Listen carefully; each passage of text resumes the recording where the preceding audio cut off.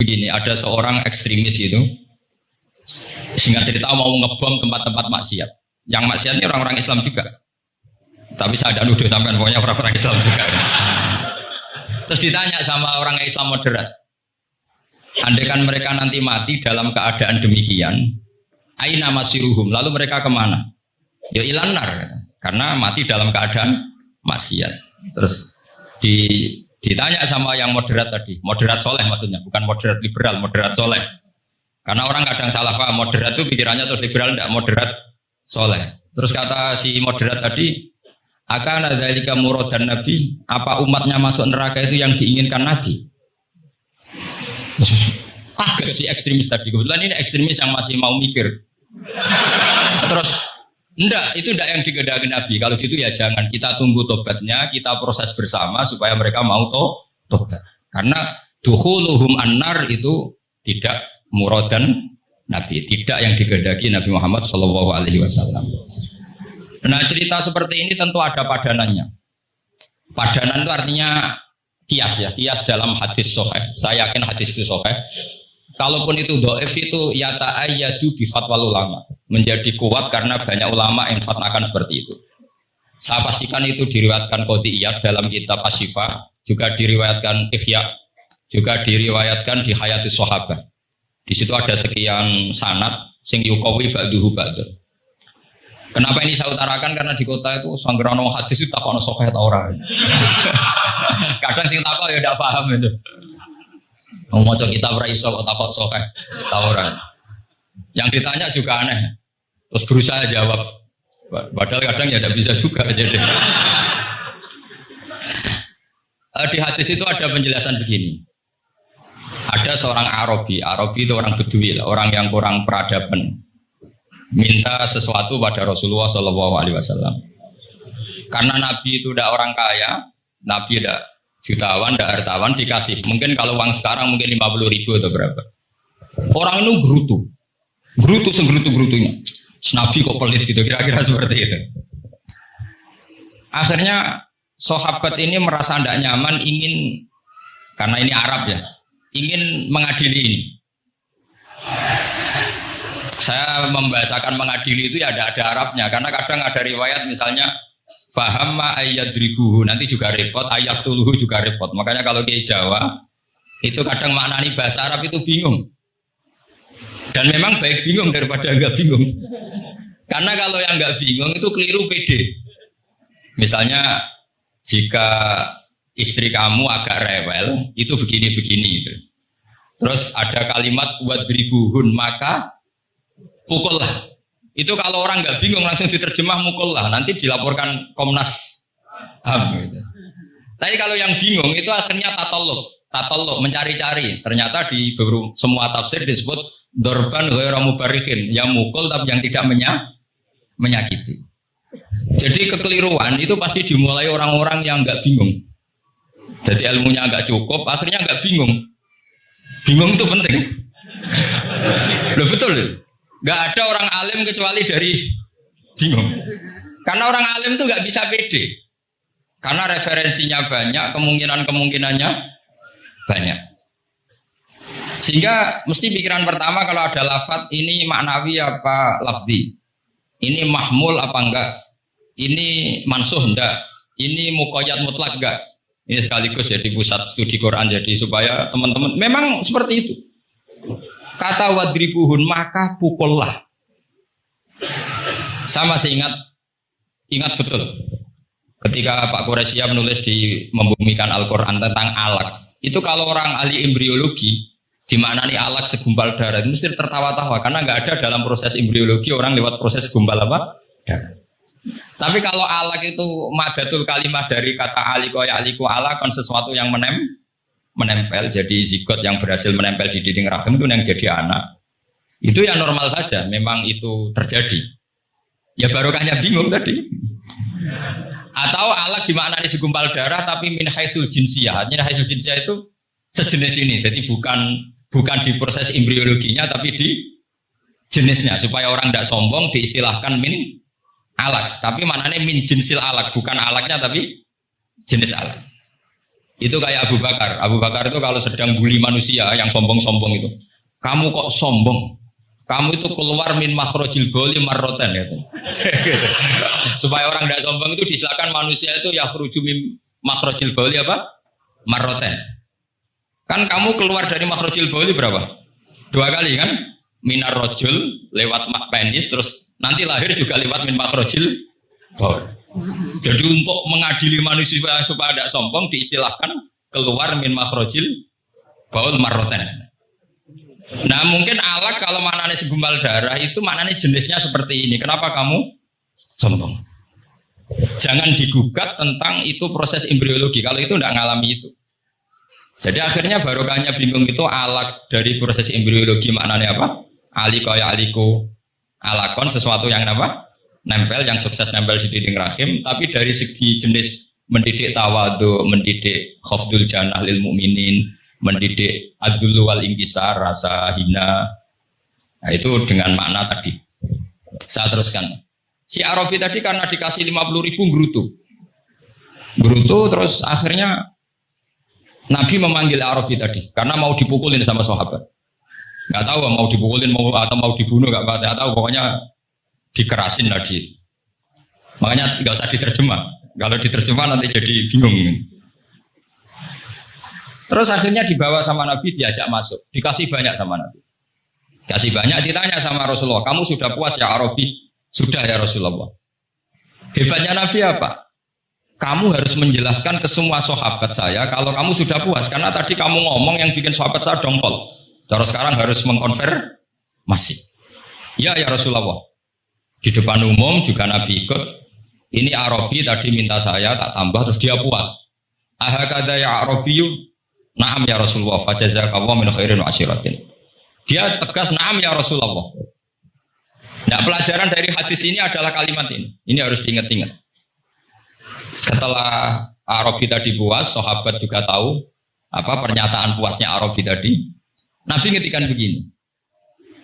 Masalu hadza, perumpamaan orang ini dan saya itu seperti orang yang punya unta atau sapi atau kambing yang syarodat, yang liar. Fattaba'ahan nasu. Kemudian orang-orang ikut membantu nangkap. Falam yaziduha illa nufuran. Bantuan manusia-manusia ini malah tambah lari karena ini semua orang ini asing. Bagi unta ini kan asing, yang enggak asing kan hanya pemiliknya. Nah, terus kata si pemilik unta tadi, khallu baini wa baina naqati. Sudah saya tidak usah dibantu. Fa ana arfaku, biasa lebih sayang kepada unta saya. Orang nggak ikut bantu semua, terus kemudian unta itu dipanggil, fa akhadha minkum amil ardi, kira-kira diambilkan rumput, terus unta itu mau nurut. Intinya apa? Kalau orang nggak bakat kiai, nggak bakat dai ilallah, kok ngajak-ngajak Islam itu falam yaziduha ila nufuron, kira-kira gitu. Karena lebih banyak emosinya ketimbang teknik proses tadrijinya, tasreknya. Akhirnya itu jadi pelajaran ke kita. Pelajaran kedua, Rasulullah ngendikan begini. Andaikan kamu membunuh si Arabi tadi, bahasanya yang membunuh. Kalau ini tak terjemah nggak apa-apa, andaikan saja. Andaikan kamu membunuh si Arabi tadi dalam keadaan membenci saya, yaitu ngomentari Nabi adalah kikir, maka dakhalanna. Orang ini akan masuk neraka karena dia mati dalam keadaan sakhitan dan Nabi SAW. Dia mati berstatus benci kanjeng. Tapi uniknya dalam Islam segampang itu. Ketika si Arabi tadi mencintai Nabi itu karena dibayar, karena diservis. Dan itu cukup loh dalam Islam. Mencintainya Nabi itu karena dikasih uang lagi. Akhirnya dia senang Nabi meskipun karena dikasih uang. Tapi jangan diteruskan setelah senang Nabi dibunuh masuk surga, ya tidak usah gitu. Nanti jadi repot tadi. Tapi intinya apa? Islam itu semudah itu. Yang menerima kebenaran karena servis saja diterima sama Allah Subhanahu wa Ta'ala. Nah ini di sini pentingnya kiai-kiai yang wasatiyah, yang ceria, yang gampang. Karena kita tidak ingin tanfir. Saya kemarin bikin makalah untuk 100 harinya guru saya Kiai Haji Maimun Zubair. Tak beri judul Al-Intisar Limadhabi Syekhina. Itu diantara yang saya tulis adalah Sayyidina Umar itu pernah diprotes sama banyak sahabat, termasuk Abu Bakar, karena Abu Bakar ke Umar ini lewat penunjukan. Kata para sahabat, ya Abu Bakrin, kamu memasrahkan umat ini ke ahladin nas, orang paling kasar, yaitu Umar. Tapi apa? Ketika ada sahabat yang memberanikan diri tanya Sayyidina Umar, namanya Abdurrahman bin Auf, kenapa engkau kasar pada umatnya Rasulullah SAW? Jawabnya Umar itu unik. Fawwah, lakot lintu hatta khasyitu waha fil lain. Walau kotis tadattu alaihim hatta khasyitu waha fis syiddah. Fa'ainal makhraj. Saya ketika lunak sama manusia, sebetulnya saya juga takut Allah. Ketika ngambil sikap lunak, karena lunak itu dianggap pembiaran. Bagi orang yang salah paham, lunak itu dianggap pembiaran. Kamu punya ponakan yang sering pacaran misalnya atau sering nakal, kamu lunak itu dianggap pembiaran. Pembiaran itu tidak mendidik. Tapi kalau kamu sebagai Pak Lepade terkenal keras, ponakmu ya ora tau sowan, itu ya ora iso didik sama saja. Orang kau berdidik, sowan saja gak berani, ketemu kamu lari. Intinya apa? Terlalu lunak juga ada masalah, yaitu dianggap pembiaran. Terlalu keras juga ada masalah, kan hakikatnya nggak bisa didik. Orang-orang yang terlalu keras sama masyarakat ini kan nggak kau berdidik karena wong roh wis mlayu. Tapi nak terlalu apian, kayak pulau ini nyongkomu ya masih tak barno. Itu kan yo repot kan. Sehingga ngendikane Sayyidina Umar, fawwah lakot lintu linnas hatta khasyitu wa fillah. Ketika saya ngambil sikap lunak, sebetulnya saya juga punya khasyah karena dianggap pembiaran. Tapi ketika saya terlalu ekstrim, saya juga takut Allah. Jangan-jangan itu tanfir, menjadikan orang jauh dari orang-orang soleh, karena yang soleh terlalu keras. Fa'inal makhraj. Lalu jalan keluarnya gimana? Ya jalan keluarnya tadi, wasatiyah tadi. Jangan lunak yang sampai pembiaran, ya jangan keras sampai orang tanfir. Ukurannya apa? Ya tanya anak-anak PSG nanti karena yang baru mengkaji apa? Wasatiyah. Jadi saya mohon referensi itu sebanyak-banyaknya karena terus ada lagi saya punya cerita, ada seorang wali yang kalau doa itu agak neror Allah. Tapi itu kalau nggak wali nggak boleh, harus jadi wali dulu baru boleh. Karena kalau wali itu keliru-keliru itu ya tetap sama Allah dibahasakan isek itu berontok. Enaknya kekasihnya Allah kan gitu. Makanya di antara doanya Habib Ali Al-Habsyi Sohibu Simti Duror itu doanya, tapi kamu tidak boleh melakukan doa ini, dosa. Kalau nggak wali dosa. Itu doanya gini. Waj'al sayyiati man ahbabta. Jadikan kesalahan saya itu kesalahan orang yang kau cintai. Jadi kamane cara Jawa kadung disayang, salah-salah wis bener gitu. Jadi waj'al sayyiati man ahbabta. Jadi kalau orang yang sudah super itu salahnya jadi apa? Tapi ya udah salah sampai kayak zina maling, itu parah itu. Ada seorang wali doa di depan Rasulullah itu gini, ya Allah, jenengan punya dua pilihan. Jika jenengan menjadikan saya orang soleh, surah habibuka, maka kekasihmu ini akan senang. Dan yang susah itu musuh kamu, yaitu iblis, musuh engkau. Tapi jika engkau ingin saya ini dolim, jadi orang dolim, yang susah itu kekasihmu, yaitu Nabi Muhammad SAW, yang senang musuhmu, yaitu iblis. Mun jenengan milih mawon, nyenang no